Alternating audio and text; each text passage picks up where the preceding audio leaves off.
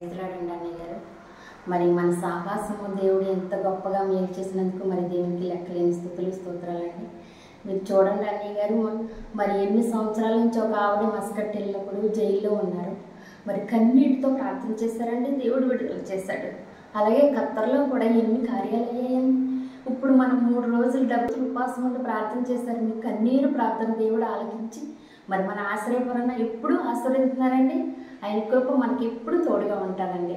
అప్పుడు కొక్కిలిరెట్టి బద్దలు కొట్టినట్టుగా లేదు కదా, ఇప్పుడు దేవుడు ఎంత అదుపుగా ఆశీర్వదించాడండి.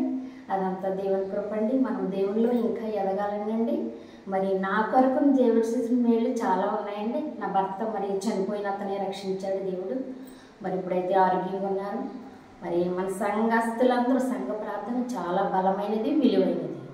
అన్నయ్య గారి ఆశీర్వాదం మనకి ఎప్పుడు ఉంటుంది. దేవుడు మనకి ఎప్పుడు తోడుగా ఉంటాడో మనం ఎప్పుడు ఐక్యతగా ఉండాలని నా అనుదిన ప్రార్థన అండి. అన్నయ్య గారండి, అన్నయ్య గారికి మనకి సంఘస్థులందరికీ నా వందనాలు. అన్నయ్య గారండి, నాకైతే సెల్ల లేదండి. నేను వచ్చి 10 సంవత్సరాలు అవుతుంది. నేను కొనుక్కున్న సంవత్సరం అవుతుంది అన్నయ్య గారు. సంవత్సరం కానించి నాకు ప్రార్థనలు పంపిస్తున్నారండి. ఆ ప్రార్థన విన్న కానించి నాకు ఎంతో బాధ, అంత దూరం అవి ఎంతో ధైర్యంగా ఉన్నాను అన్నయ్య గారు వాక్సాల వల్ల. నేను అన్నిగా ప్రార్థన వింటా, వంటగదిలో వంట చేసుకుంటా నేను వింటానండి. నాకు ఒంట్లో బాగున్నప్పుడు గాలి పెట్టుకున్నప్పుడు దేవుడు స్వస్థపరిచాడు. నిజం తలంపాలు పడికి వచ్చిన దేవుడు నిజంగా స్వస్థపరిచాడు. ఒంటి కట్ట టైగులో నేను అసలు ఇప్పుడు సాక్ష్యాలు వదలను. అన్నిగారు సాక్ష్యాలు, అన్నిగారు మాటలు నాకు ఎంతో ఆనందం. ఇప్పుడు అన్నిగారు వచ్చారంటే ఎంతో ఆనందం, ఎంతో సంతోషం. మాకు రాత్రి కూడా అన్నిగారు ఎప్పుడు వస్తారు, ఎప్పుడు ప్రార్థన చేయించుకుంటామని